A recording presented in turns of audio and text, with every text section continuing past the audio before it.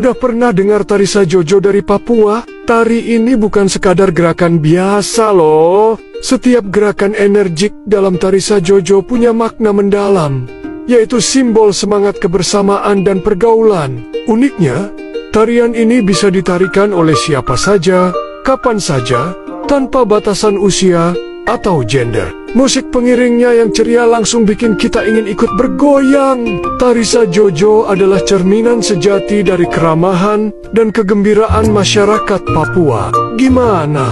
Keren kan budaya kita?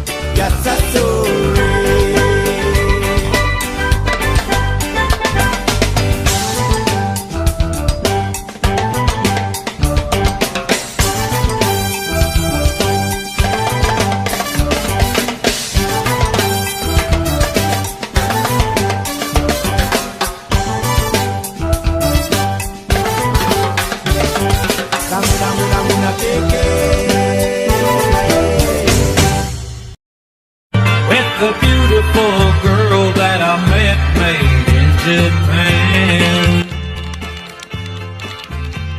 The beauty of her face was beyond my wildest